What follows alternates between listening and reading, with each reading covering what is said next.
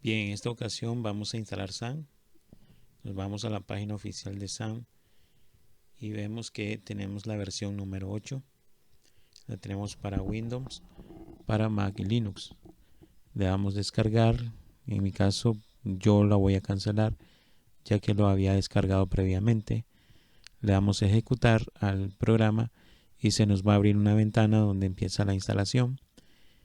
Y lo que vamos a hacer es darle siguiente.